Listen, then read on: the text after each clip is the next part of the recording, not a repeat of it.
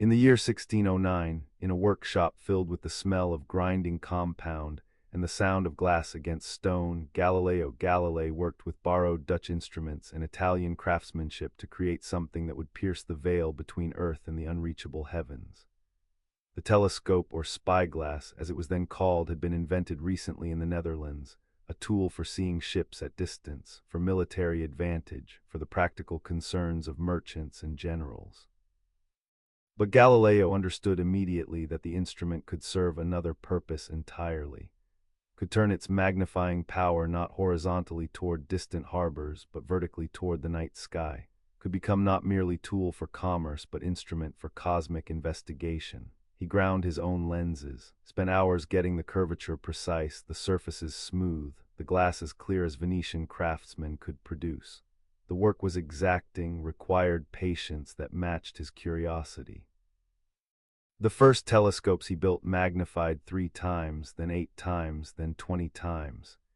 Each improvement brought the heavens closer, made visible what had previously been beyond human perception. The work happened in lamplight and daylight both, in the careful solitude of the workshop where precision mattered more than speed, where the goal was not merely to create a working instrument, but to create the best instrument possible, the clearest lens, the truest seeing. When he first turned the telescope toward the moon, toward that body that poets had contemplated and philosophers had theorized about for millennia, what he saw shocked him into reverent silence.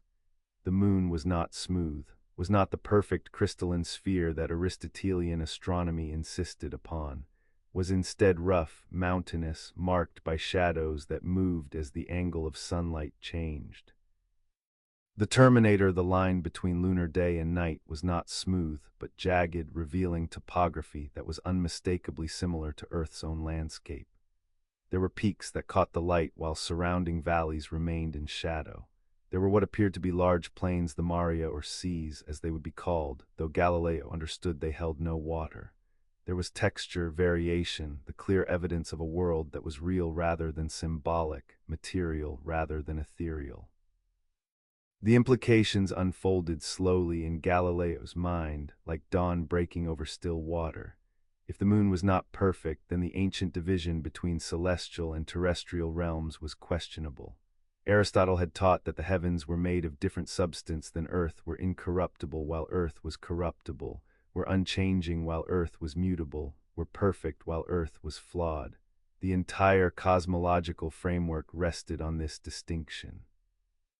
The moon's mountains threatened that framework, suggested that celestial bodies were not fundamentally different from Earth, that the same matter, the same physical laws, the same processes might govern both earthly and heavenly realms. The unification was radical, was suggesting that heaven could be studied the same way Earth was studied, through observation, through measurement, through the careful recording of what was actually there rather than what philosophy claimed must be there. But the moon was only the beginning.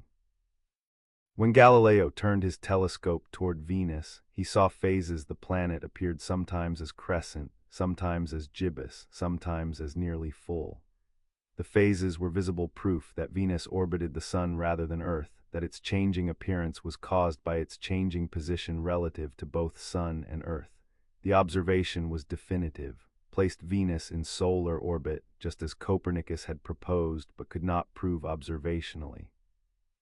The phases of Venus were evidence that the Earth-centered model of Ptolemy could not account for, evidence that required the Sun-centered model to explain.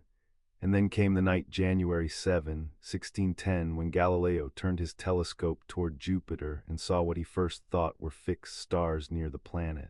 But the next night the stars had moved, and the night after that they had moved again.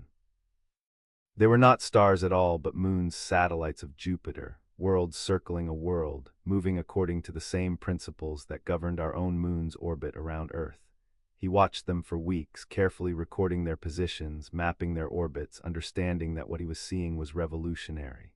These were the Medicean stars, as he would name them for political protection. These were Jupiter's companions. These were proof that not all celestial motion was centered on Earth. The telescope transformed astronomy from theoretical philosophy into observational science.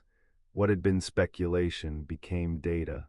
What had been received wisdom became testable hypothesis. The lens that Galileo ground and polished and aimed at the heavens became the instrument through which a new kind of knowledge emerged, knowledge based not on authority or tradition, but on direct observation, on the evidence of one's own eyes, on the willingness to see what was actually there rather than what one expected to find. The Church would later condemn him for what he saw.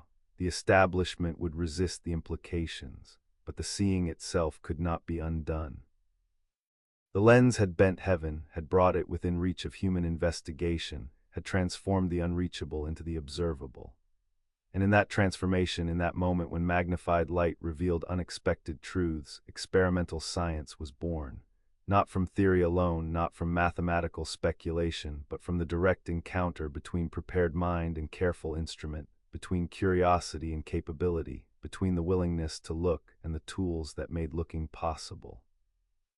The workshop fell quiet as Galileo recorded his observations. The lamp burned low, the night deepened, and somewhere in the careful notes he made, in the sketches of lunar mountains and Jovian moons, in the precise measurements of celestial positions, a new method was emerging, a method that would transform how humanity understood its place in the cosmos.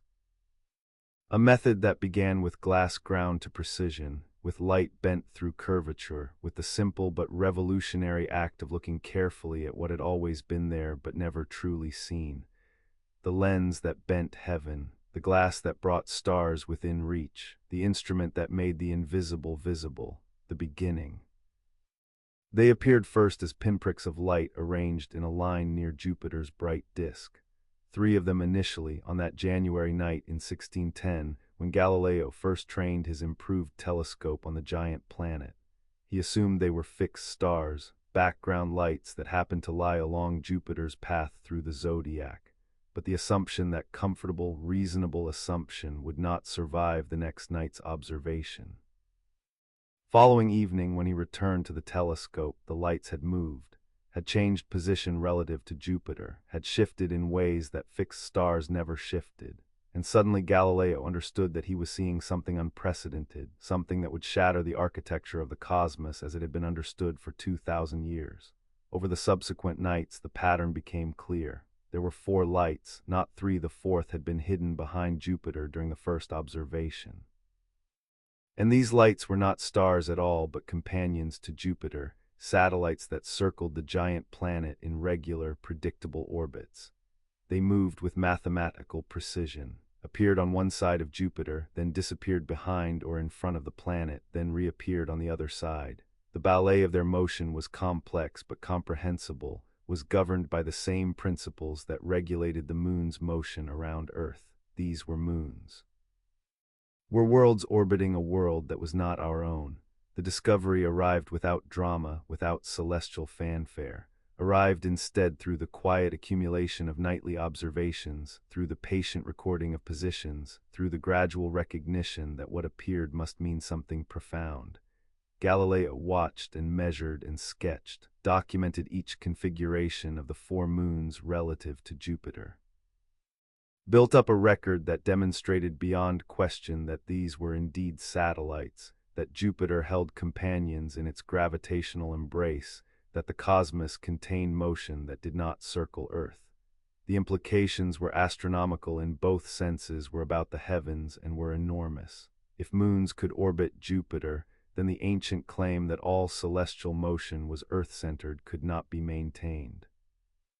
If Jupiter could hold satellites, then Earth was not unique in its ability to be orbited by smaller bodies.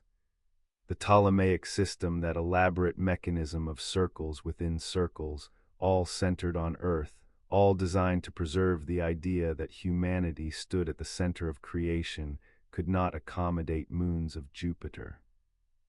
The crystalline spheres that medieval astronomy had imagined, those invisible shells supposedly carrying planets through their courses, could not exist if moons could orbit Jupiter while Jupiter itself moved through space. The spheres would shatter against each other. The system required empty space, required the possibility of motion through void, required abandoning the nested celestial architecture that had seemed so certain. but Galileo understood that presenting this discovery required care. Required political wisdom alongside scientific precision. He named the moons the Medicean stars, after Cosimo II de' Medici, Grand Duke of Tuscany, his patron and protector. The naming was strategy, was building shield of aristocratic favor around observations that would prove controversial, was recognizing that dangerous knowledge needed powerful friends.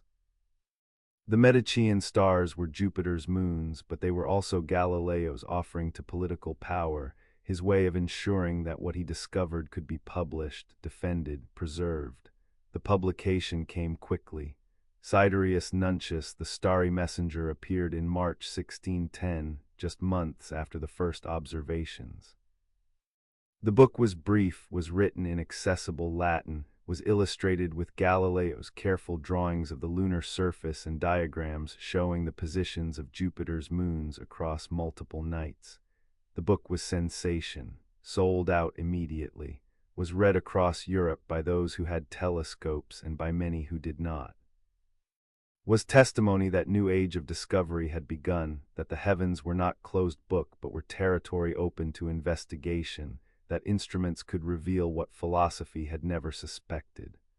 Other astronomers confirmed the observations, built their own telescopes, turned them toward Jupiter, saw the four moons dancing their mathematical ballet. The confirmation was essential, meant the discovery was not illusion or mistake but was real addition to human knowledge.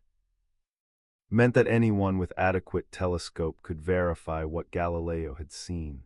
The repeatability, the public nature of observation, the possibility of confirmation by others, these became hallmarks of the new method.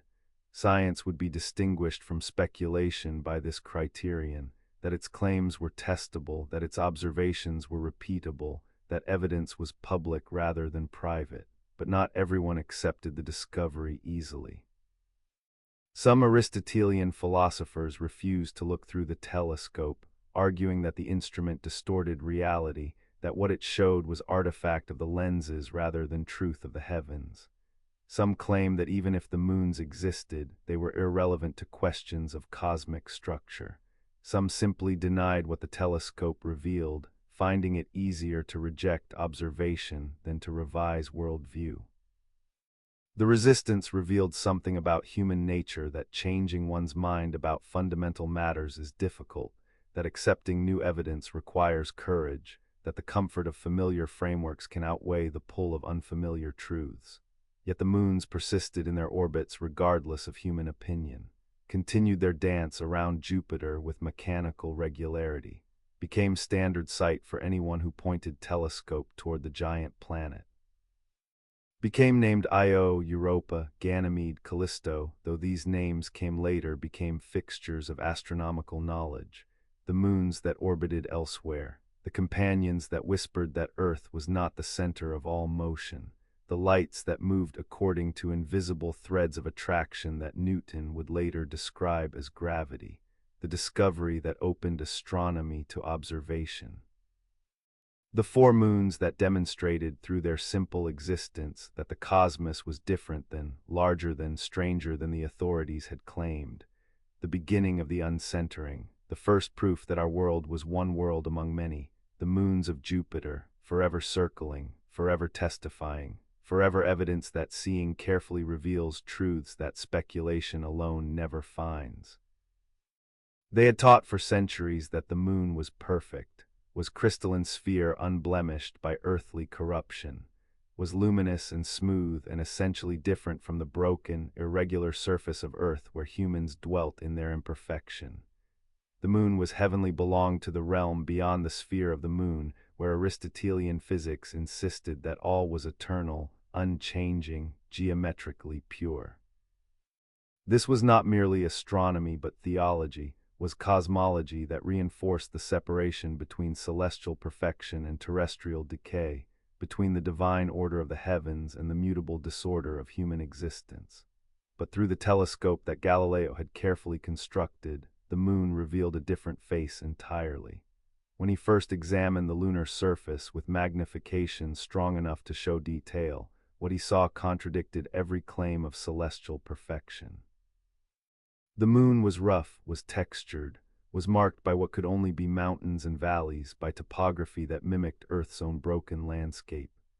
And most tellingly, the mountains cast shadows, long shadows near the terminator line where day met night, shadows that shortened as the lunar morning advanced, shadows that behaved exactly as earthly shadows behaved when earthly peaks caught angled sunlight. Galileo sketched what he saw with the eye of both scientist and artist. His drawings of the lunar surface showed the terminator not as smooth line, but as jagged boundary where peaks caught light while surrounding lowlands remained in darkness, showed the play of shadow and illumination across cratered terrain, showed the Maria the dark plains that appeared smooth compared to the highland regions but were themselves irregular, marked by smaller craters and features. The sketches were evidence, were visual argument that could be reproduced by others, were testimony that this was not imagination but observation. He did more than sketch, applied mathematics to what he saw, measured the length of shadows cast by lunar mountains and used geometry to calculate the heights of peaks that produced those shadows, found that lunar mountains were tall some several miles high, comparable to Earth's own greatest elevations. The mathematics made the observation quantitative, made it precise, made it something that could be checked and confirmed by others with telescopes and with knowledge of geometry. This was method, observation combined with measurement, visual evidence supported by mathematical analysis, seeing transformed into knowing. The implications cascaded through cosmology like stone thrown into still water. If the moon was mountainous, then the celestial realm was not fundamentally different from the terrestrial. If the heavens showed imperfection, and by ancient standards, any deviation from perfect sphericity was imperfection, then the Aristotelian division between corruptible earth and incorruptible sky could not be maintained. The cosmos became unified, became continuous, became single realm where same matter and same laws operated regardless of whether one looked up or down, whether one studied earth or heaven. The theological implications were even more profound than the physical ones. The perfection of the heavens had been argument for divine transcendence, for the separation between sacred and profane, for the special status of humanity as creatures dwelling in the corruptible realm below the moon while aspiring to the perfect realm beyond it. The lunar mountains threatened this entire framework, suggested that heaven and earth were made of same substance, were subject to same processes, were parts of unified creation rather than divided realms. The suggestion was dangerous. Was implying that the heavens could be studied using same methods that worked for Earth, that direct observation mattered more than ancient authority, that what one saw through the telescope trumped what Aristotle had written in texts that were treated as scripture. But Galileo did not present his findings as attack on religion, presented them instead as revelation of divine creativity, that God had made heavens more interesting, more varied, more real than philosophers had imagined. That finding mountains on the moon was discovering the richness of creation rather than diminishing its glory. The framing was careful, was attempt to make observation compatible with faith, was recognition that challenging cosmology would be controversial enough without explicitly challenging theology. Yet the framing could not entirely diffuse the threat, because the method itself was threatening. Was saying that human observation, human measurement, human reason could determine truth about the heavens. Was placing individual inquiry on equal footing with institutional authority. Other astronomers confirmed the lunar mountains. Thomas Harriot in England had seen them even earlier but had not published. Jesuits with their own telescopes verified Galileo's observations. The mountains became accepted fact, became standard feature of astronomical knowledge. Yet acceptance did not come without resistance. Some philosophers argued that the mountains were covered by invisible crystalline material that preserved the moon's overall sphericity. The argument was desperate, was attempt to preserve theory in face of contradictory evidence, was demonstration of how deeply the commitment to celestial perfection ran.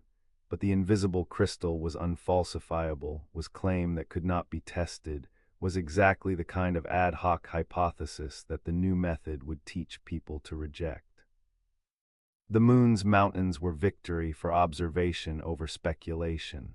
were proof that careful seeing could overturn centuries of certainty, were demonstration that the universe revealed its nature to those who looked carefully rather than to those who merely reasoned from principles.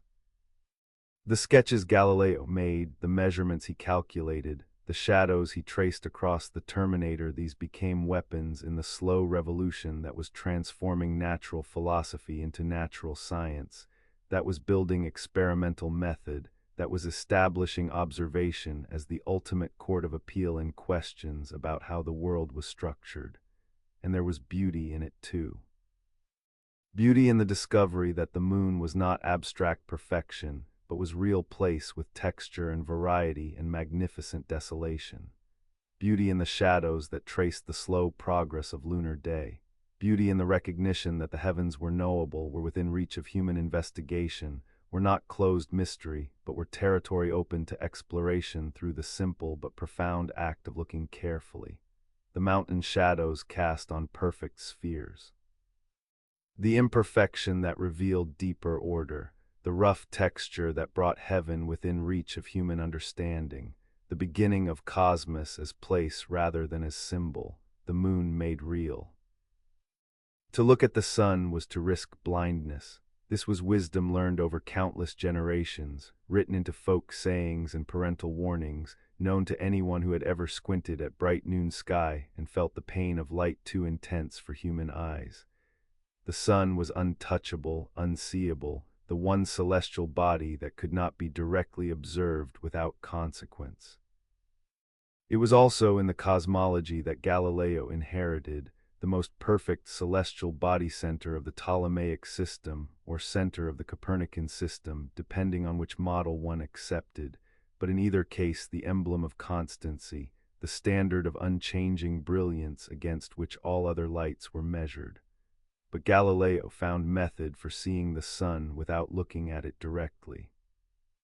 Projected the solar image through his telescope onto white paper or screen, creating mediated vision that preserved sight while revealing what had been hidden. The technique was not his invention. Others had used projection for solar observation, but Galileo brought to it the same careful attention, the same patient documentation, the same willingness to believe what he measured rather than what he expected, that characterized all his observational work. And what appeared on the projected solar disk changed everything. There were spots, dark marks that appeared near the edge of the sun, moved across its face over days, disappeared at the opposite edge, sometimes reappeared after a period as the sun's rotation carried them around to the visible hemisphere again. The spots were not constant in number, were not regular in shape, appeared and disappeared according to no pattern that ancient astronomy had predicted. The sun, that perfect celestial body, that emblem of divine constancy, that light which was supposed to be unchanging and eternal, was marked, was blemished, was subject to alteration.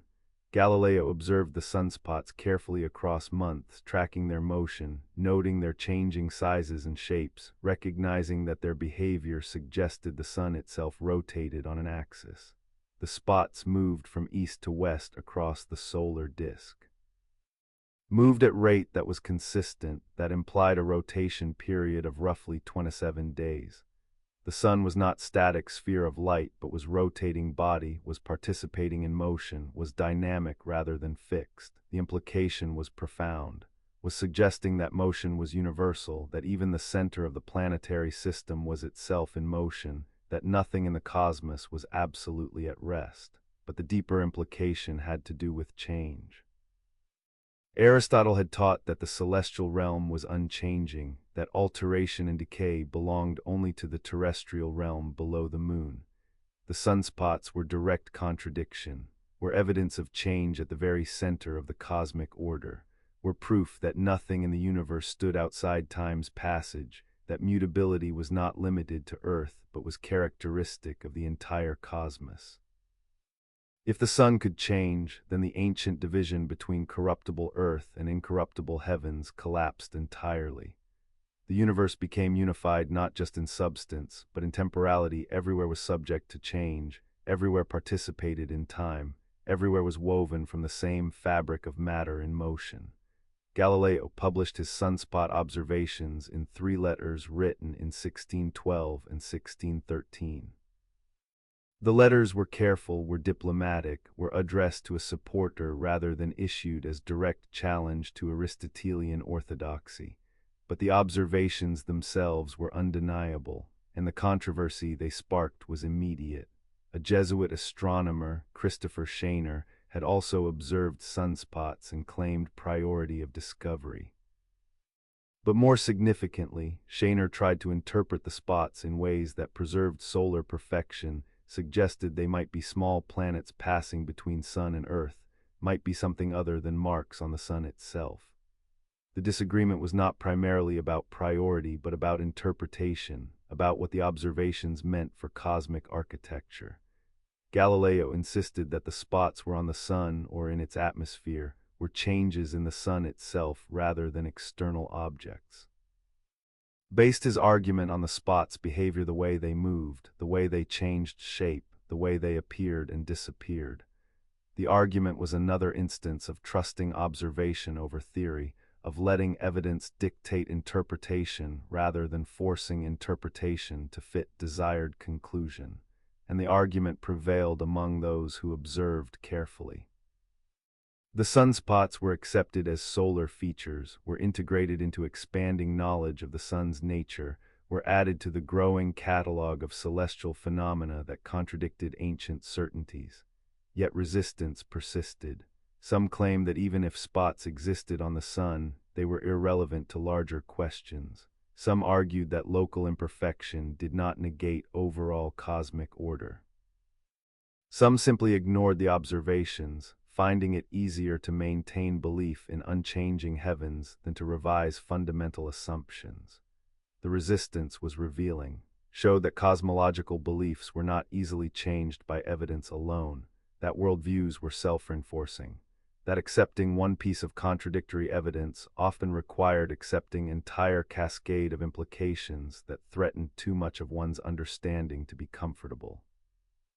But for Galileo and for those who followed his method, the sunspots were further proof that observation mattered more than authority, were demonstration that direct investigation revealed truths that speculation never found, were evidence that the universe was knowable but not by consulting ancient texts, only by looking carefully at nature itself, by trusting one's instruments and one's measurements, by following evidence wherever it led regardless of where that was expected to arrive.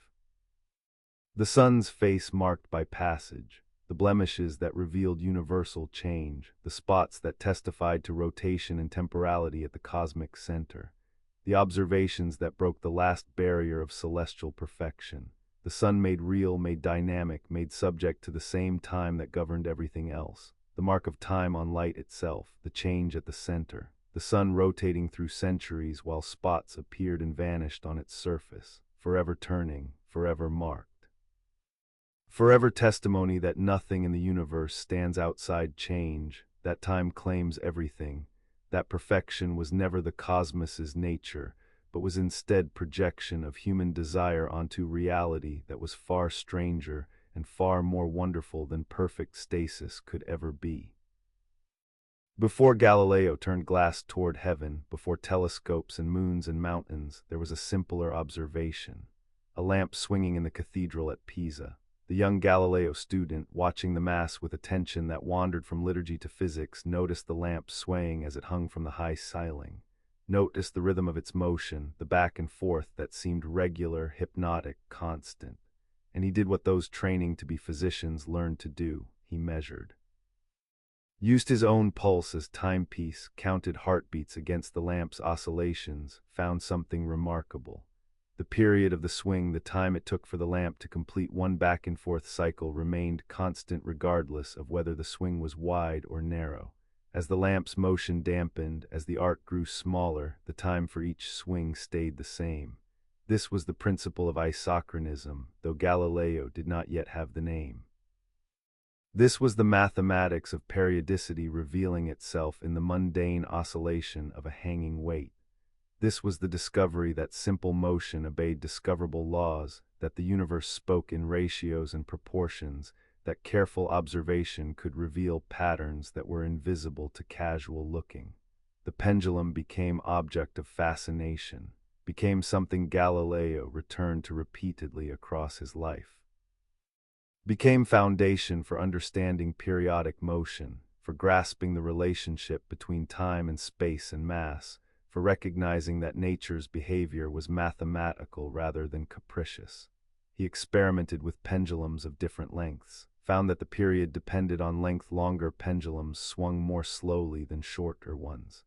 Found that the relationship was not linear but followed square root. If you wanted to double the period, you had to quadruple the length. Found that the period was independent of the pendulum's mass. Heavy weights and light weights swung with the same rhythm provided the length was the same. Found that the amplitude of swing within reasonable range did not affect the period. All these findings were counterintuitive, were not what Aristotelian physics would have predicted, were discoveries that came from measurement rather than from theory. The pendulum's isochronism would become foundation for accurate timekeeping. Would lead to pendulum clocks that could measure hours and minutes with precision that earlier timepieces could not approach. Would enable navigation at sea by providing means to determine longitude through accurate time. Would transform human ability to coordinate activity, to measure duration, to order temporal experience. But all of that was future. In the Pisan Cathedral, watching lamplight trace its arc through incandescent air, the pendulum was not yet technology, was revelation of hidden order. Was glimpse of the mathematical structure underlying physical reality. The significance was methodological more than practical. The pendulum demonstrated that careful observation combined with measurement could reveal natural laws, that these laws were expressible in mathematics, that nature's behavior was regular, predictable, discoverable, that the universe was not an arbitrary collection of phenomena, but was cosmos ordered whole governed by principles that patient inquiry could uncover. This was the promise of experimental science in embryo. The belief that nature could be understood, that its workings were accessible to human reason, that observation and measurement were sufficient to discover truth.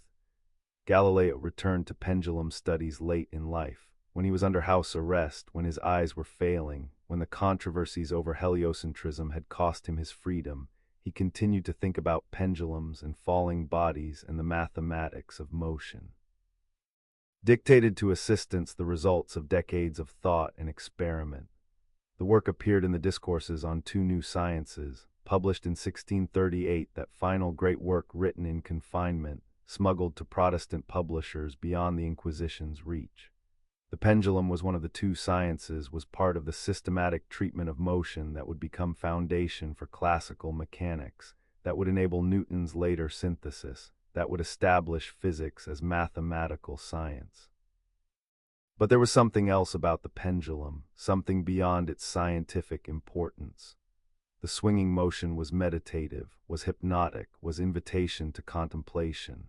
The regularity of the period, the inevitable return to center, the transformation of potential energy at the apex into kinetic energy at the bottom and back again, the conservation of motion modified only by friction and air resistance, all of this had aesthetic dimension. The pendulum was beautiful. Was beautiful in the way that simple mathematical relationships are beautiful. Was beautiful in the way that order emerging from apparent chaos is beautiful. Was beautiful in the way that understanding replaces confusion. The cathedral lamp still swung, or another lamp in another cathedral, swung in exactly the same way, governed by the same laws that Galileo had intuited from counting his pulse against its rhythm. The motion continued whether anyone watched or not. Continued whether anyone understood or not, but after Galileo, the motion meant something different. Was not merely physical phenomenon, but was example of natural law, was demonstration of mathematical order, was proof that careful observation could reveal truth that was neither arbitrary nor mysterious, but was simply the way things were, the way they had to be given the structure of space and time and matter, the pendulum that kept cathedral time. The swinging lamp that revealed periodic motion's constancy. The observation that began with pulse and counting and led to understanding of how temporal regularity emerged from physical law. The beginning of the science of motion. the recognition that even simple swinging weight obeyed mathematical principles that could be discovered through patient investigation, the lamp swinging in the cathedral, forever oscillating, forever teaching. Forever demonstrating that the universe was knowable, that its secrets were written in the language of mathematics, that anyone willing to watch carefully and count precisely could read those secrets and understand. The pendulum, the beginning, the lamp that kept time while teaching the nature of time itself. In 1632, nearly a quarter century after his first telescopic observations, Galileo published the book that would seal his fate. Dialogo sopra I due massimi sistemi del mondo, dialogue concerning the two chief world systems. The title was careful, was diplomatic, was suggesting balanced treatment of both the earth-centered and sun-centered models of the cosmos. But the text itself, despite its careful framing, made clear which system Galileo believed was correct. The book was not treatise but conversation, was imagined dialogue across 4 days between 3 characters who represented different positions in the great cosmological debate. Salviati was the rationalist, the spokesman for Copernican heliocentrism, the voice that presented arguments for Earth's motion and Sun's centrality with clarity and force. Simplicio was the traditionalist, the defender of Aristotelian philosophy and Ptolemaic astronomy, the voice that repeated the old arguments with decreasing conviction as the dialogue progressed. And Sagredo was the intelligent layperson, the mediator who asked questions and weighed arguments, and gradually came to see that Salviati's position was more compelling than Simplicio's. The structure of the dialogue ensured the outcome, ensured that heliocentrism would appear more persuasive than geocentrism, ensured that the old system would seem increasingly untenable as evidence accumulated. Galileo wrote in Italian rather than in Latin. The choice was deliberate, was significant. Latin was language of scholars and clergy, was language that kept specialized knowledge within the educated elite. Italian was vernacular, was language of merchants and craftsmen and educated non-specialists, was choice that opened the debate to broader audience. The choice was democratizing, was making cosmological controversy accessible to anyone literate in Italian, was spreading dangerous questions beyond the small circle of university-trained philosophers who had traditionally controlled such discussions. The dialogue ranged across multiple topics: tides and falling bodies and the nature of comets, the phases of Venus and the moons of Jupiter, the arguments for and against Earth's motion. But threading through all the specific debates was larger methodological question. How do we determine truth about the physical world? Do we trust ancient authorities or do we trust observation? Do we reason from first principles or do we measure what actually happens? Do we preserve traditional cosmology despite contradictory evidence, or do we revise our understanding to fit what we observe? Salviati consistently advocated for observation and measurement. Simplicio consistently appealed to Aristotle and to the weight of tradition. And Sagredo, representing the reader, consistently found Salviati's arguments more convincing. The book was carefully framed to avoid direct confrontation with church authority, claimed to present both sides fairly, included preface stating that the arguments for heliocentrism were merely mathematical hypotheses rather than claims about physical reality. Ended with Simplicio presenting the Pope's own argument that God could have made the universe in any way he chose, and therefore no amount of evidence could prove definitively that Earth moved. But these diplomatic gestures could not hide the book's true argument, could not obscure the fact that Galileo was advocating for Copernican system, could not prevent readers from seeing that Simplicio, despite bearing the name that meant simple or simpleton, was losing every argument. Pope Urban VIII, who had been Maffi Barberini before his election, who had been Galileo's friend, who had encouraged Galileo's work, read the dialogue and felt betrayed, saw his own arguments placed in Simplicio's mouth, recognized that despite the diplomatic framing, the book was advocating heliocentrism in defiance of the Church's 1616 warning that Copernican theory should not be held or defended. The Pope's anger was personal as well as theological.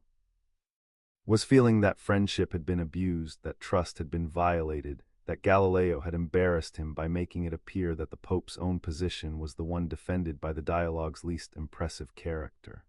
The reaction was swift. The Inquisition summoned Galileo to Rome, banned sale of the dialogue, began the process that would lead to trial and condemnation. But the book had already spread, had been printed and distributed, had reached readers across Italy and beyond. Could not be completely suppressed, would circulate in manuscript even where printing was forbidden, would be translated, would influence generations of natural philosophers who would read it and recognize that Galileo had made compelling case for heliocentrism, had demonstrated that observation and measurement could adjudicate between competing cosmological models, had shown that the Earth-centered system could not account for the phenomena that the Sun-centered system explained naturally. The dialogue was weapon in the slow revolution that was transforming natural philosophy.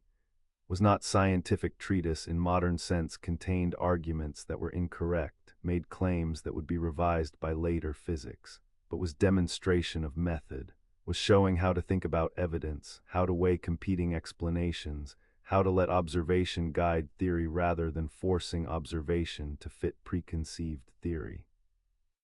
The three voices, advocate, traditionalist, mediator, played out the transition from medieval to modern thinking, from authoritative-based to evidence-based reasoning, from cosmos as theological symbol to cosmos as physical system governed by discoverable laws. The dialogue that whispered of two systems, the conversation that could not remain neutral, the book written in Italian that spread forbidden questions to wider audience, the text that made Copernican case too persuasively to be ignored. The work that cost Galileo his freedom but could not be silenced, the whisper that became argument, the argument that became proof, the proof that could not be suppressed despite trial and condemnation, the dialogue forever speaking, forever advocating, forever demonstrating that careful observation revealed truths that tradition obscured, the conversation that changed the world by refusing to accept that the world was what authority claimed it was, the dialogue, the two systems. The choice between them made clear, forever.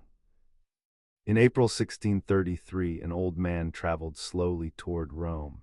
He was 70 years old, was ill, was exhausted by the journey from Florence to the seat of church power. Galileo Galilei had been summoned by the Holy Office of the Inquisition to answer for the dialogue he had published the previous year. He knew what was coming, knew that the trial would not primarily concern facts about planetary motion or the mathematics of falling bodies, would concern obedience, would concern authority, would concern the question of who had the right to interpret God's creation, the natural philosopher with his telescope and mathematics, or the theologians with their scripture and tradition. The charge was heresy. Specifically, the charge was teaching Copernicanism, the doctrine that Earth moved around Sun rather than Sun around Earth, in defiance of the Church's 1616 instruction that this theory should not be held or defended as true. The instruction had been given after the Inquisition examined Copernican theory and declared it contrary to Scripture. Galileo had been warned then, had agreed not to teach heliocentrism as truth. The dialogue, the Church now argued, had violated that agreement, had advocated for Earth's motion despite Galileo's careful framing of the arguments as hypothetical. The trial unfolded with bureaucratic precision. Documents were presented showing the 1616 warning. Galileo's own writings were used as evidence that he had indeed advocated for heliocentrism despite agreeing not to. The theological consultants who had examined the dialogue testified that the book clearly favored the Copernican system over the Ptolemaic. The defense Galileo offered that he had merely presented arguments on both sides, that he had not intended to advocate for heliocentrism, that the book's structure was balanced, convinced no one. The inquisitors knew what the dialogue argued, knew that despite diplomatic language, Galileo had made heliocentrism persuasive. But the trial was never primarily about astronomy, was about authority and obedience. The Church was not disputing Galileo's observations, the phases of Venus and the moons of Jupiter were accepted facts, was disputing his right to draw cosmological conclusions from those observations.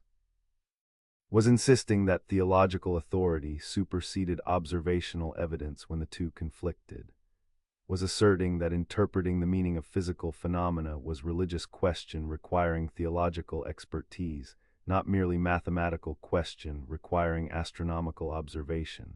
The conflict was jurisdictional. Who had authority over knowledge about the cosmos? Galileo tried various defensive strategies, claimed he had not intended to violate the 1616 instruction, argued that presenting arguments was different from holding beliefs, pointed to passages in the dialogue where he had expressed uncertainty or had presented counterarguments.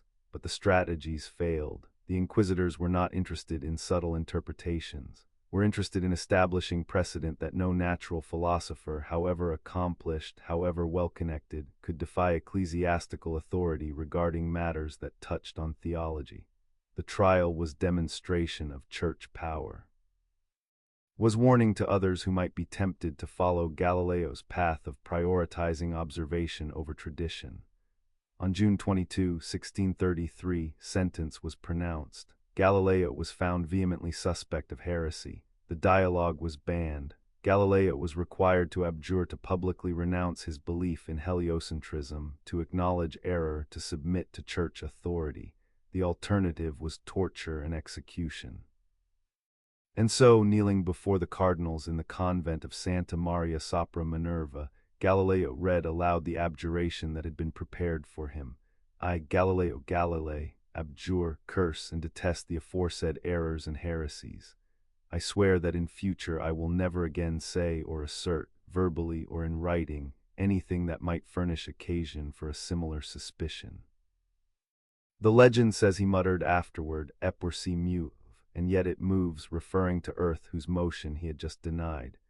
The phrase appears in no historical record from the time, was probably later invention, but captures essential truth that forced recantation cannot unmake observation, that what is seen cannot be fully unseen, that acknowledging error under threat of torture is not same as being wrong. The abjuration was survival strategy, was choice between maintaining integrity by dying and living to continue working, was recognition that ideas could not be killed even if their proponents could be. The sentence included house arrest for the remainder of Galileo's life. He would return to his villa at Arcetri outside Florence, would be forbidden to receive visitors without permission, would be monitored, would have his correspondence reviewed, would be isolated from the scientific community he had helped create.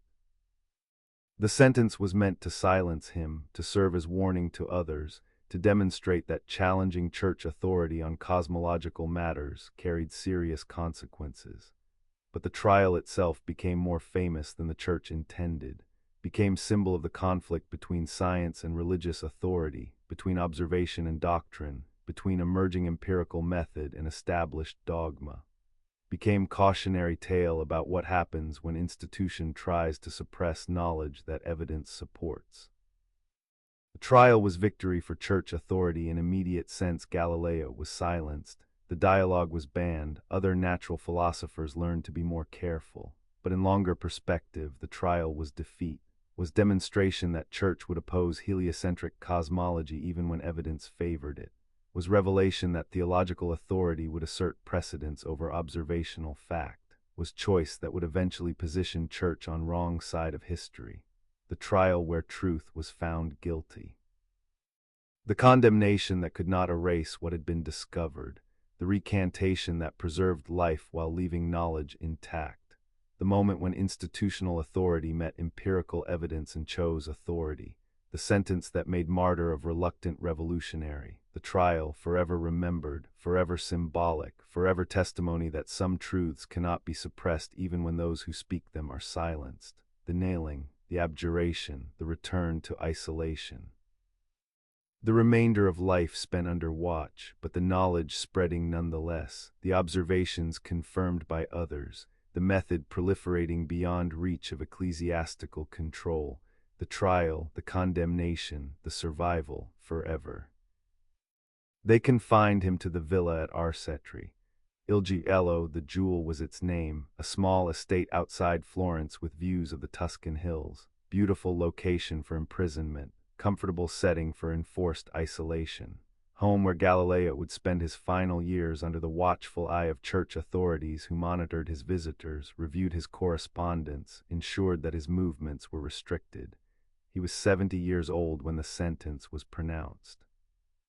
Would live 9 more years in this gilded cage, would continue working despite restrictions, despite failing health, despite the darkness that was approaching. The house arrest allowed him certain freedoms. He could work, could receive some visitors with permission, could continue mathematical investigations that did not directly concern cosmology, could dictate to assistants when his own hand grew too weak to write. The freedom was limited but was enough. Was space where curiosity could continue operating even when movement was constrained.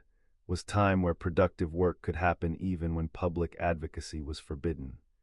Galileo used the time, turned his attention to problems he had considered earlier but never fully worked out, focused on mechanics and motion, on the mathematics of strength of materials, on questions that seemed safer than cosmology but were actually foundational for physics that would follow.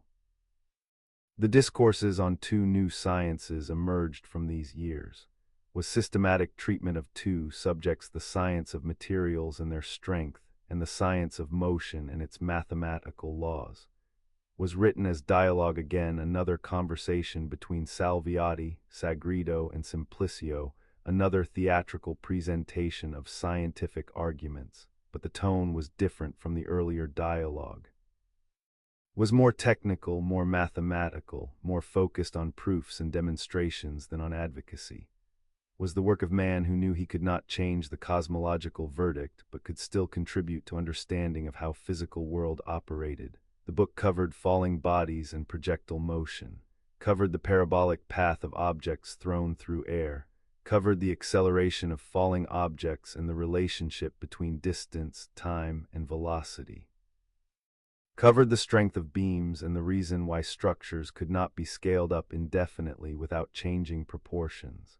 All of this was groundwork for what would become classical mechanics, was foundation on which Newton would build, was systematic application of mathematical method to physical phenomena, was demonstration that motion obeyed discoverable laws that could be expressed in equations. But the book could not be published in Italy. The Inquisition's ban on Galileo's works remained in effect. The manuscript had to be smuggled out, had to find its way to Protestant Europe where church authority did not reach. Was published in Leiden in 1638 by the Elsevier Press beyond the Inquisition's grasp. The smuggling was testament to the network of supporters Galileo had built, was evidence that even confinement could not completely isolate him, was proof that ideas traveled across borders despite attempts to contain them. In 1638, Galileo went blind. The eyes that had first seen Jupiter's moons, that had traced the phases of Venus, that had mapped the lunar mountains, that had projected sunspot images, those eyes failed. The cause was probably combination of cataracts and glaucoma, possibly worsened by years of observing the sun even through projection. The blindness was cruel irony. The man who had insisted on seeing, who had made observation the foundation of his method, who had demonstrated the power of careful looking, that man spent his final years in darkness. Yet the blindness did not stop the work. He continued dictating, continued thinking, continued discussing physics with the few visitors he was allowed. His mind remained active even as his body failed and his sight was gone. The villa at Arcetri became place where final insights were refined, where lifetime of observation and thought was distilled into mathematical form, where the foundations of physics were being laid even as the church thought it had suppressed dangerous cosmology. He died on January 8, 1642, the same year Isaac Newton was born, as historians would later note with symbolic satisfaction. Died having lived just long enough to know that his work was spreading beyond Italy's borders, that the discourses were being read by mathematicians and natural philosophers across Europe, that the method he had developed was taking root in places where it could not be suppressed. Died without seeing rehabilitation, without church acknowledging its error, without public recognition that he had been right about Earth's motion. Died under sentence of heresy, his greatest work banned, his cosmological conclusions officially condemned. The Church refused him Catholic burial in consecrated ground. His body was initially interred in small room adjoining the Santa Croce Basilica in Florence, would not be moved to proper tomb until nearly a century later, when ecclesiastical hostility had softened enough to permit proper commemoration. Even in death, the conflict between Galileo and church authority persisted. Even in death, he remained controversial figure whose observational method and heliocentric advocacy had challenged too much to be easily forgiven. The house of final years where darkness fell, the villa where blindness came to the man who had taught the world to see, the confinement that could not stop inquiry, the restrictions that could not suppress thought, the failing body that housed mind still active, still questioning, still contributing even as sight and freedom were lost. The final years, the darkness. The continued work despite everything, the death that came as work spread beyond reach of those who had tried to silence it, the house at Arcetri, forever the place where observation was remembered even when eyes failed, forever the prison that could not contain ideas, forever the darkness that could not extinguish light of understanding that Galileo had kindled, the house, the final years, the darkness, forever. After Galileo's death in January 1642, after the Church had denied him proper burial, after the Inquisition's prohibitions remained in force across Catholic Europe, something happened that ecclesiastical authority could not prevent. The discourses on two new sciences, that final systematic work written in confinement, that mathematical treatment of motion and materials began to travel, crossed borders that were closed to Galileo himself. Found readers in Protestant lands where papal authority meant little, was passed hand to hand by those who understood that what Galileo had written mattered, that the mathematics of motion was too important to be suppressed by theological controversy. The manuscript had already been smuggled to Leiden for publication in 1638, 4 years before Galileo's death, but after his death the circulation accelerated. The book moved along trade routes and diplomatic channels, was carried by travelers and merchants who valued knowledge over obedience to distant religious authority, made its way to Holland, to England, to German territories where the 30 Years' War was fragmenting religious and political power, where no single authority could control what was read or taught. This was geography of knowledge in the 17th century, truth moving through networks that operated independently of official channels, spreading through spaces that authority could not completely monitor. In Leiden, where the book had been published, it found immediate audience. Dutch mathematicians and natural philosophers recognized the significance of what Galileo had accomplished, recognized that the mathematical treatment of motion was unprecedented in its rigor and comprehensiveness, recognized that the foundation was being laid for more systematic physics than had previously existed. The book was studied, was taught, was cited. The careful demonstrations of how falling bodies accelerated, the proof that projectiles traced parabolic paths, the analysis of materials' strength, all of this became part of the working knowledge of those engaged in natural philosophy. In England, the book reached the generation that would transform natural philosophy into what would be called science. Robert Hooke read it carefully, understood its importance, incorporated its insights into his own work on elasticity and mechanics. Isaac Newton read it, was student at Cambridge when Galileo's works reached England, was among the young mathematicians and natural philosophers who saw in Galileo's method a model for how physics should be done. The Discourses was not Newton's only source. He read Descartes and Kepler and many others, but Galileo's insistence on mathematical description of motion, his careful analysis of acceleration, his recognition that same laws governed both earthly and celestial phenomena, all of this prepared the ground for Newton's synthesis. The book crossed dark waters, literally crossed the North Sea and the Channel to reach England, crossed the Alps to reach German territories, but crossed dark waters metaphorically too. Crossed the boundary between suppression and circulation, between forbidden knowledge and accepted learning, between Catholic attempts at intellectual control and Protestant embrace of inquiry. The crossing was not smuggling in dramatic sense, was not dangerous midnight transport across guarded borders, was simply movement of book that was legally published in one jurisdiction into other jurisdictions where it was welcomed, but the movement mattered. Demonstrated that ideas could not be contained within borders, that knowledge once created would spread regardless of whether some authority wanted it suppressed. The forbidden book became textbook, became standard reference, became required reading for anyone who wanted to understand motion mathematically. The ban that remained in effect in Catholic territories became increasingly irrelevant as the book was studied everywhere else. The next generation of natural philosophers, those who would create classical mechanics, who would develop the scientific revolution to full flower, all read Galileo, all learned from him, all built on foundations he had laid. The method he had demonstrated, careful observation combined with mathematical analysis, experiment confirming theory, measurement adjudicating between hypotheses, became the method that defined physics. In the Protestant universities, Galileo was celebrated as martyr for truth who had been persecuted by obscurantist religious authority.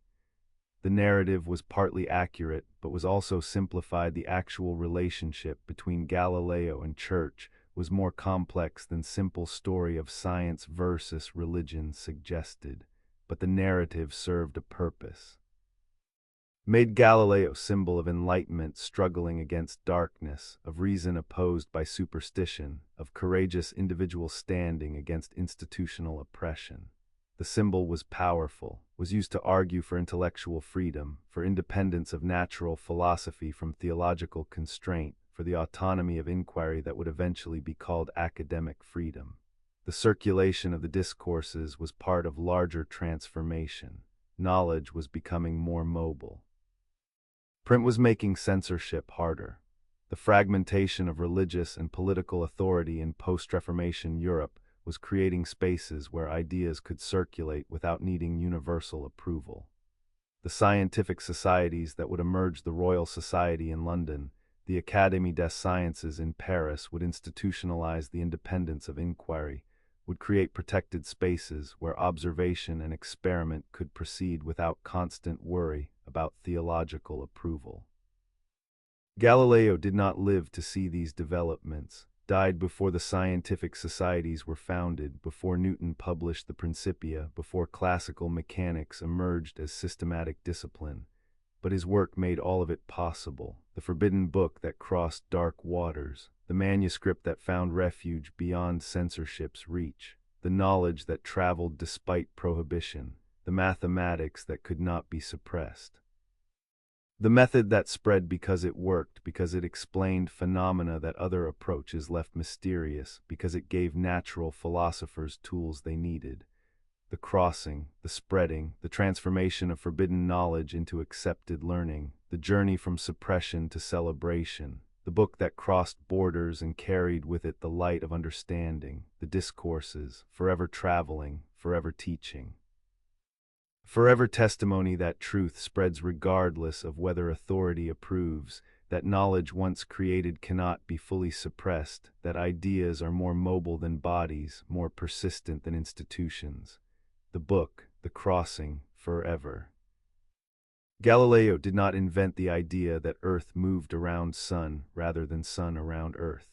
Copernicus had proposed heliocentrism 7 decades before Galileo was born.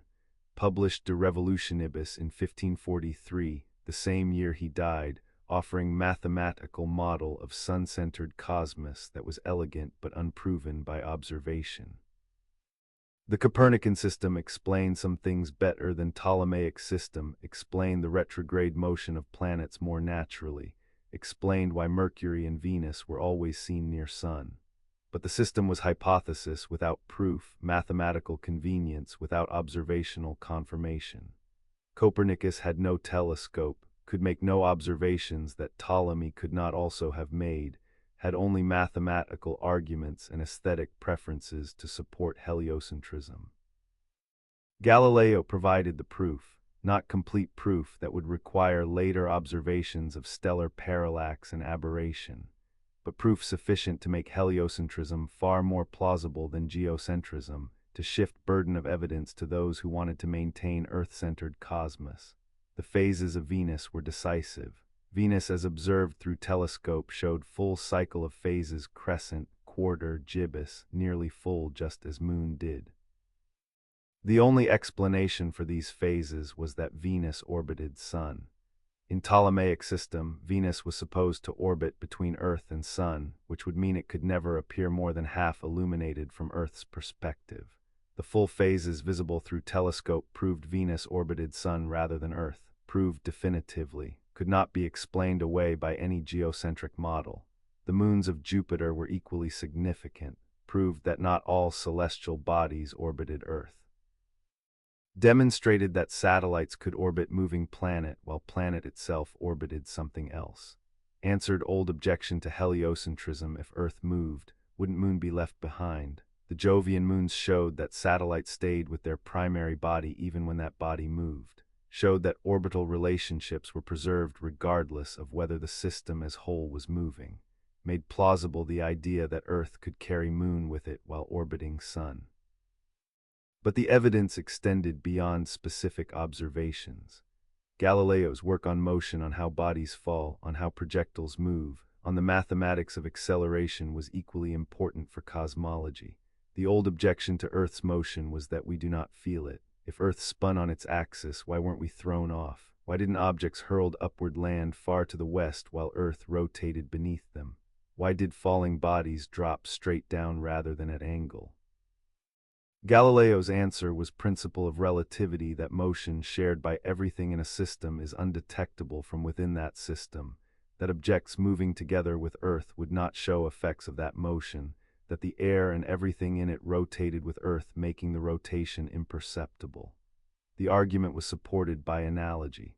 A ball dropped from mast of moving ship fell to deck at the mast's base, not behind it, because ball shared ship's forward motion. The example demonstrated that shared motion was not detectable through simple observation.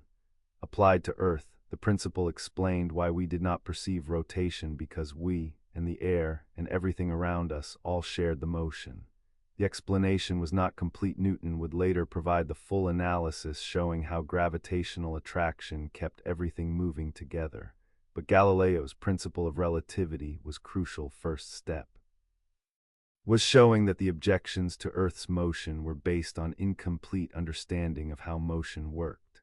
The realignment was not just cosmological but epistemological, was not just about where Earth was located, but about how we know where it was located.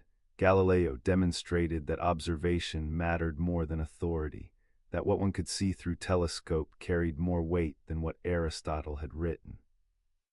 That mathematical analysis of motion was more reliable than intuition about how moving Earth should feel.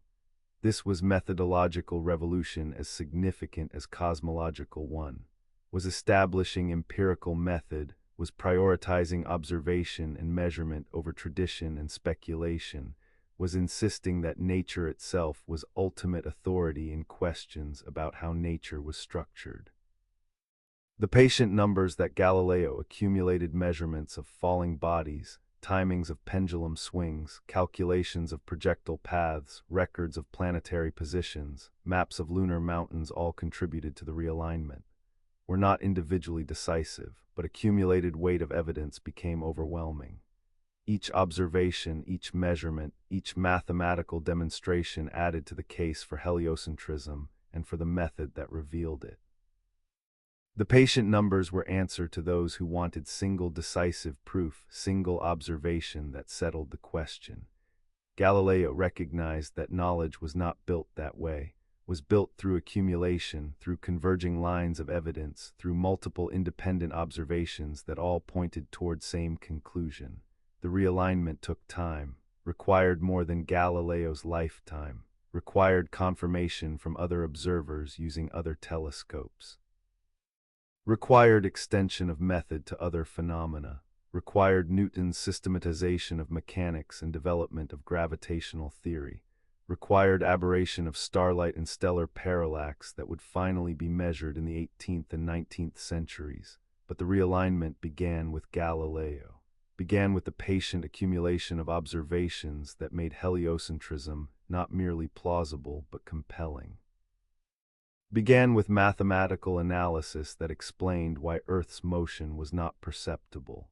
Began with the insistence that observation trumped authority, that evidence mattered more than tradition, that careful seeing revealed truths that speculation missed. The cosmos realigned by patient numbers, the measurements that mattered more than manuscripts, the observations that carried weight heavier than centuries of commentary. The method that established how knowledge should be constructed through evidence rather than authority, through measurement rather than speculation, through testing rather than tradition. The realignment, forever testament to the power of patient observation, forever evidence that truth reveals itself to those willing to look carefully and measure precisely, forever the foundation on which modern science was built, the numbers, the patience, the realignment, forever. On October 31, 1992, 359 years after the trial that condemned him, Pope John Paul II formally acknowledged that the Catholic Church had erred in condemning Galileo Galilei. The statement was careful, was contextualized within the theological and philosophical frameworks of the 17th century, was explaining rather than simply apologizing, but was nonetheless acknowledgement of error. Was recognition that Galileo had been right about Earth's motion, that the Inquisition had been wrong to silence him, that the Church had made mistake in subordinating observational evidence to particular interpretation of Scripture. The Pope's statement came after 13 years of study by a commission that had reviewed the historical record, examined the trial documents, considered the theological and scientific issues involved. The commission's work was thorough. Acknowledged that the Church had based its condemnation on passages of Scripture that seemed to place Earth at center of cosmos, passages like Joshua commanding the sun to stand still, like Psalms declaring that Earth is firmly established and cannot be moved. Acknowledged that the Church had taken these passages literally when they should have been understood as phenomenological language describing appearances rather than physical reality. Acknowledged that the theologians who advised the Inquisition had confused questions of biblical interpretation with questions of physical fact. But the apology, careful though it was, arrived 3 centuries too late to matter to Galileo. He had been dead since 1642, had spent his final years under house arrest, had died under sentence of heresy with his works banned across Catholic Europe. Had been buried first in small side room rather than in the main basilica where his achievements warranted tomb. Had been vindicated by history long before Church acknowledged its error. Heliocentrism had been accepted fact for centuries. Newton's physics had confirmed Galileo's insights about motion. The telescope observations had been verified by generations of astronomers. The 1992 statement changed nothing about cosmology, nothing about physics, nothing about the scientific method that Galileo had helped establish. What the apology changed was history, or rather changed the Church's relationship to its own history, was acknowledging a wound, recognizing an injustice, admitting that institutional authority had been wrong and individual observer had been right. Was accepting that the conflict between Galileo and Church had been real conflict, not merely misunderstanding, and that Church had been on wrong side of that conflict. Was recognizing that subordinating observation to theological authority in matters of physical fact had been error with consequences that echoed across centuries. The acknowledgement mattered not because it changed the past, but because it changed how the past was remembered. Yet the apology also revealed limitations of institutional memory and institutional justice. The Church that issued the apology in 1992 was not the same Church that had tried Galileo in 1633. The Pope who acknowledged error was not the Pope who had felt betrayed by the dialogue. The cardinals who accepted the Commission's findings were not the inquisitors who had pronounced sentence. This was history's strange mathematics, guilt and forgiveness becoming abstract, justice arriving too late to mean anything to those it was meant to serve, apology offered by descendants who had not committed offense and accepted on behalf of man 3 centuries dead. The delay between error and acknowledgement measured something important, measured how slowly institutions change, how resistant authority is to admitting mistakes. How many generations are required for truth to be officially recognized after it has been practically accepted? By 1992, no serious person disputed heliocentrism. The Earth's motion was established fact, confirmed by centuries of observation, proven by space age that had sent satellites and astronauts into orbit, demonstrated by photographs of Earth taken from Moon. The apology acknowledged what everyone already knew. But the acknowledgement still mattered because symbols matter, because official recognition matters, because admitting error matters even when error is already obvious. The apology was also incomplete, acknowledged that the Church had erred regarding heliocentrism and the condemnation of Galileo, but did not address the larger issue, the claim that theological authority superseded observational evidence in matters of physical fact, the insistence that interpreting nature was religious question requiring ecclesiastical approval, the trial's demonstration that obedience mattered more than truth. The 1992 statement focused on specific error regarding Earth's motion, did not fully acknowledge the methodological error of subordinating observation to authority, of treating cosmology as theological question rather than empirical question, of confusing the distinct domains of science and religion. Yet for all its limitations, the apology was significant, was acknowledging that the conflict between Galileo and Church was central episode in history of science and religion, was recognizing that the trial had damaged Church's credibility regarding questions of physical reality, was attempting to heal wound that had festered for centuries, was admitting that defending religious authority by suppressing scientific inquiry had been wrong, was accepting that the Church's approach to Galileo had been error with lasting consequences for how Church was perceived in relationship to science. The apology that arrived 3 centuries late, the acknowledgement that changed nothing and everything.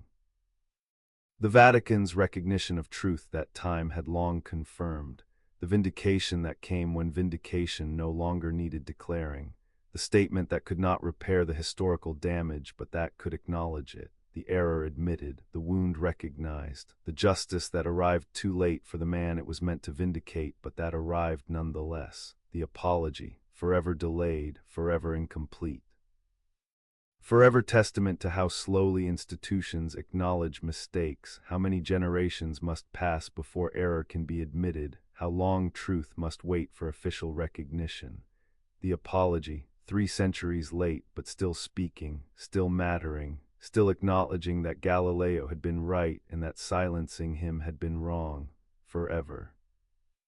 The most famous experiment that Galileo probably never performed involves the Leaning Tower of Pisa. The story says that he climbed the tower, dropped objects of different weights from the top, and demonstrated that they fell at the same rate regardless of mass. The experiment makes good narrative, creates vivid image, but almost certainly never happened, at least not in the dramatic public form that the story suggests. What did happen was more subtle, more careful, more characteristic of how Galileo actually worked. He studied falling bodies through controlled experiments using inclined planes, rolled balls down ramps at different angles, measured times and distances with careful precision, used the inclined planes to slow the motion enough that he could measure it with the timing instruments available, primarily water clocks that measured duration by weight of water collected. What he discovered through these patient experiments was mathematical law. The distance fallen was proportional to the square of the time elapsed. If you doubled the time, the distance increased by factor of 4. If you tripled the time, distance increased by factor of 9. The relationship was precise, was expressible in equation, was universal law that governed all falling bodies regardless of their composition or mass. Air resistance complicated things. Feathers fell more slowly than stones because air resistance affected them more. but in principle, in the idealized case without air resistance, all objects fell with same acceleration. The heavier and lighter dropped from the same height would reach the ground at the same instant. This was revolutionary not just in its content but in its method. Before Galileo, natural philosophers had reasoned about motion primarily through logic and first principles. Aristotle had taught that heavy objects fell faster than light ones because heaviness was their nature, because they sought the center of the universe where Earth belonged.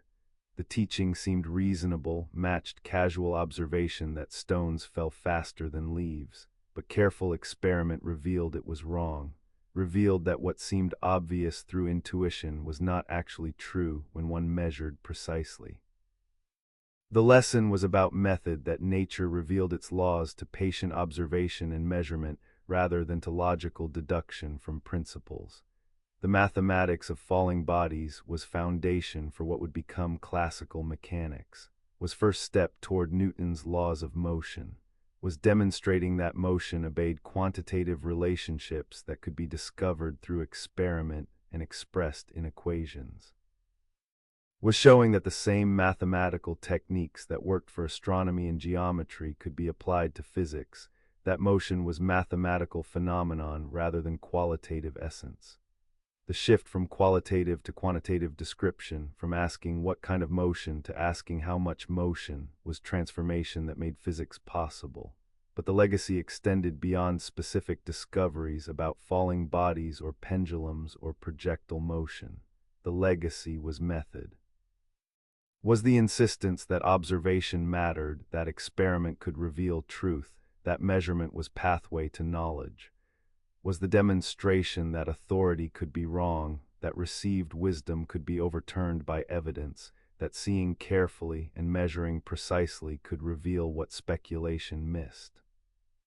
Was the establishment of empirical method as foundation for natural philosophy method that would eventually be called scientific method, that would define how knowledge was constructed in physics and chemistry and biology and all the sciences that would emerge.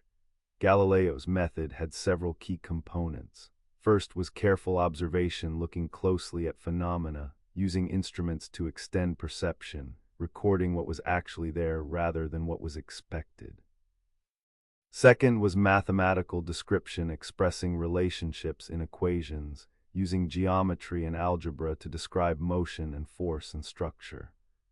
Third was experimental testing, creating controlled conditions where phenomena could be studied systematically, where variables could be isolated, where hypotheses could be tested.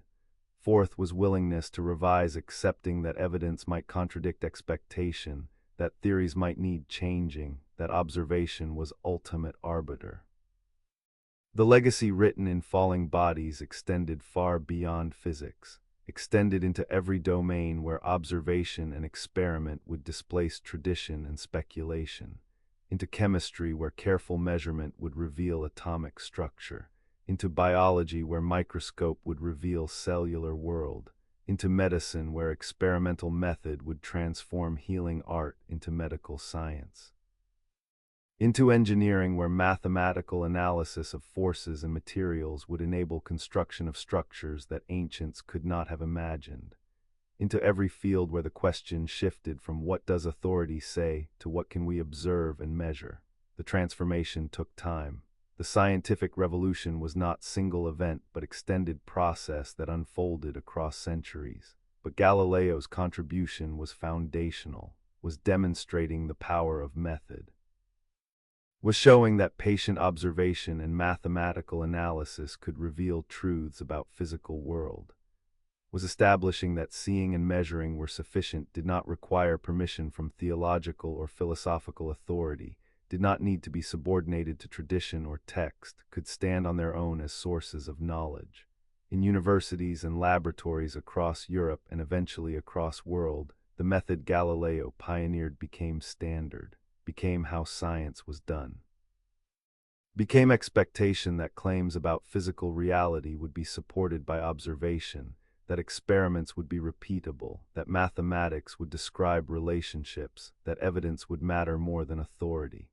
The expectation transformed human understanding, made possible the technological world we inhabit, created foundation for medicine and engineering and all the applied sciences that improve human life, created framework for asking and answering questions about how the world works. The legacy written in falling bodies, the method that survived the man, the approach that transformed how humanity seeks truth, the insistence that observation matters, that measurement reveals, that experiment tests, that evidence decides, the legacy that made possible everything that followed Newton's mechanics and Maxwell's electromagnetism and Einstein's relativity and quantum mechanics and all the physics that emerged from the foundation Galileo laid. The legacy that extended beyond physics into every scientific domain, the legacy that continues still, forever teaching that the universe reveals its secrets to those who look carefully, measure precisely, think mathematically, test experimentally. The falling bodies, the patient numbers, the careful observations, the mathematical descriptions, the method, the legacy, forever falling, forever teaching. Forever demonstrating that nature is knowable, that its laws can be discovered, that understanding comes through observation rather than authority. The legacy, forever written in motion, forever teaching, forever Galileo's gift to human understanding, forever.